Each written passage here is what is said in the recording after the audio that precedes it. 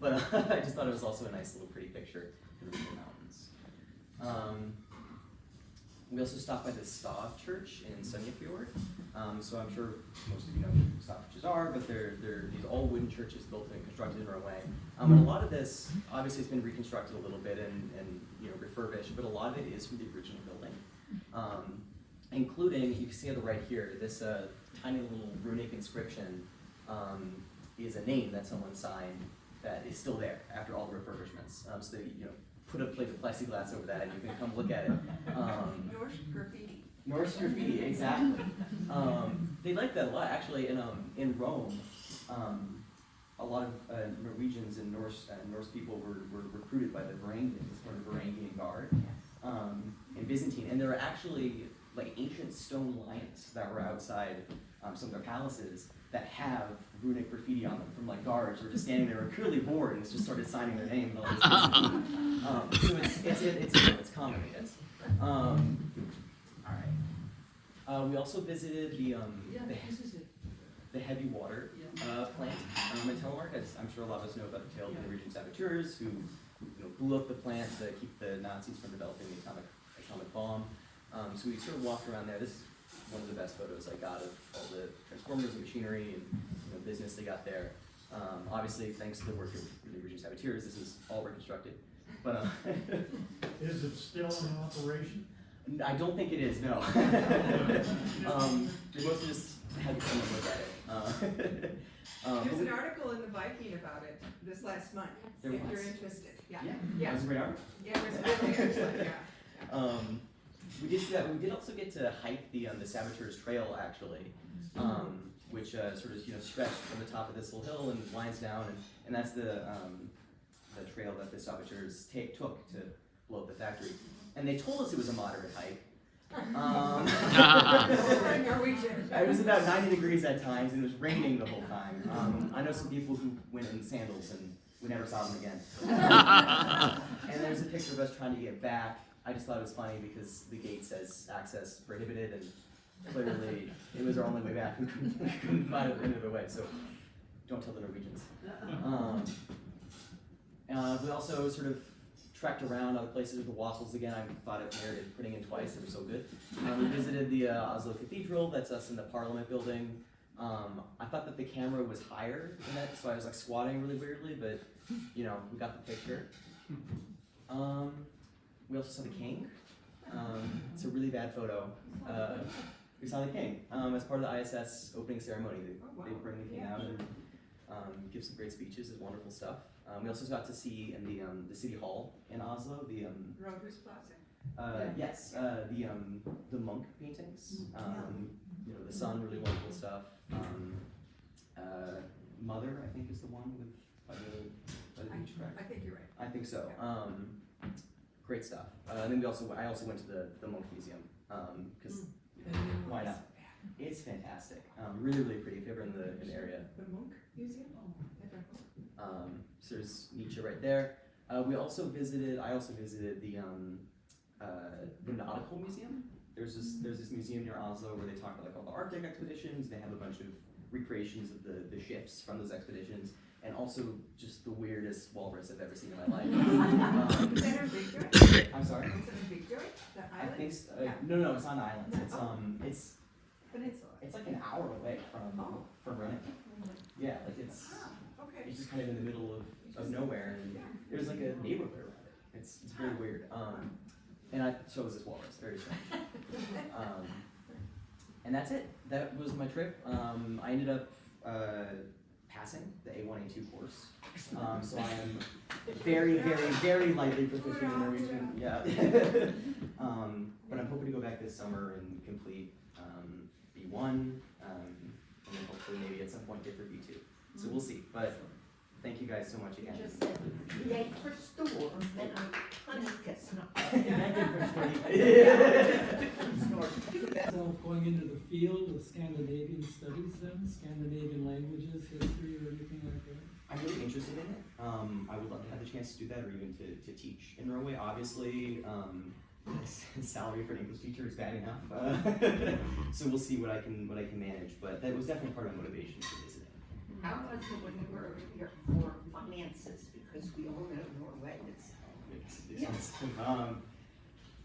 Well, the scholarship helped a lot in terms of getting there and housing. We were housed as part of the program.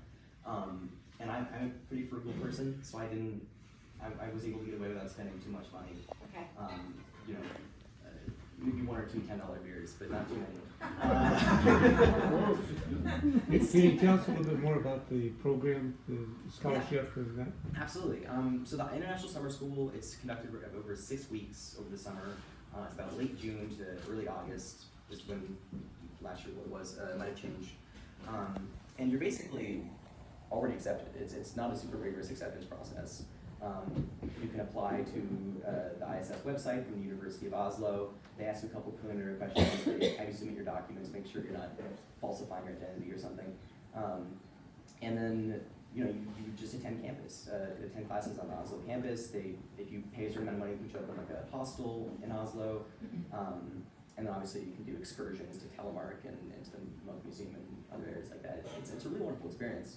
And the Sons of Norway has a bunch of scholarships, both for domestic stuff, so like attending college in the United States or high school, but also, and perhaps more relevantly here, a lot of international scholarships. I think there are at least 3 that pay for the entirety of the ISS program. The one that, I think maybe they all pay for the ISS program. They're all very, very generous, and they're just right on the Sons of Norway website. If you just look up Sons of Norway scholarships, it'll pop up on Google, or you can just go to the Sons of Norway website. I think that's sofn.com, right? Mm-hmm. And then, oh, it's right there. Yes. Please. Do you know if you need to be currently enrolled in university to be accepted in that program? I don't, into the ISS? Yes. No. Yes. Yeah. I went to ISS and I had been out of school for 5 years. So they had it for professionals as well. And there were people in my class that were from all over the world. We had 4 students from Vietnam, several from France, and everyone that I knew that was taking that class had been accepted just on the basis of whatever their profession was. It wasn't that they were students somewhere. So, William, were there many Norwegian students on the campus when you were there? There were certainly Norwegian students because they do teach other classes, other language courses. I know like a popular one was like an architecture course. They all went out into Oslo and looked at the buildings. So there were definitely Norwegian students. I didn't really interact with them a whole lot because there weren't many taking introduction to Norwegian. But yeah, there certainly were. Yeah. So, just one other question. So, what, like the atmosphere or the vibe of the campus life? Yeah. I don't know, because you were there in the summer, you didn't see a real academic year. No. But how would you compare it to, say, Georgetown? How would I compare it? Yeah. Quieter, Well, more serious, or more partying, or what? you get a good idea of my perspective on Georgetown, I guess. Yeah. Here it comes. I don't know. I liked it a lot. I think it's definitely smaller, just because, like you said, there aren't that many people on campus, and it's a gorgeous campus as well. I would say the student life was really, really vibrant and interconnected. I feel like a lot of American universities, even over the summer, you'll have, very specifically, stratified parts of the, of school life that you're a part of, right? You're on the sports team, or you're, on the student council, or you're, part of the planning committee or whatever. But I feel like at the ISS, there was a lot of effort to, bring everyone together and create events that everyone can get behind.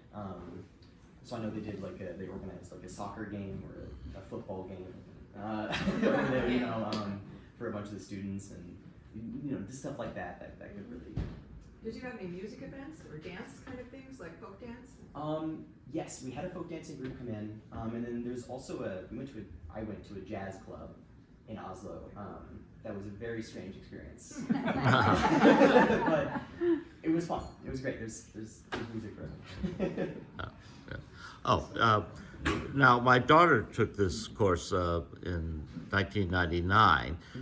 What she liked was the interaction with the international students, and you had quite as I think mentioned, quite a variety of them. Is that important to you, or did you find that interesting? Oh, absolutely. I'm from Littleton, Colorado, and the first time I left the state second time, I guess. It was to either go to California or DC. So I'm not international by any means, but it was great to, you know, get a new perspective on so many different cultures and types of people and places. I made friends with a bunch of Lithuanians. I'm going to Lithuania in the next year. to say hi to those guys.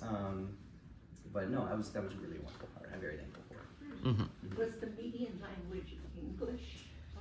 Yes, very much so. Yeah. So you were educating. Well, I wasn't- yeah, it was actually frustrating because I would want to practice my Norwegian with people who spoke it, but the second that they figured out I spoke English, they would be like, oh, it was just easier. Yeah. They make it easier, yeah. Sure. Did you have labs?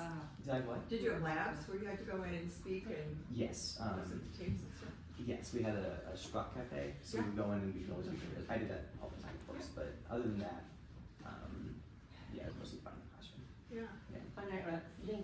Yeah, I could ask. I was gonna say, if you wanna practice, we have Norwegian classes. I would love to. I actually went to the first one, but Georgetown's a bit of a Sure. public transport hall, unfortunately. Yeah. But It's online. oh, it's on I'll take a look.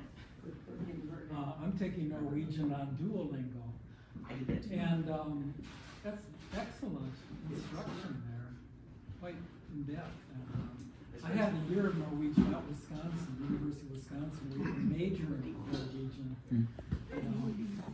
And kids there, you know, study Norwegian, then they go to Oslo kind of as finishing school, just to immerse themselves, you know, in the language. But whatever works for you. There were certainly some students from St. Olaf who were basically fluent, and Really? that was frustrating. I was very jealous. All good. Okay.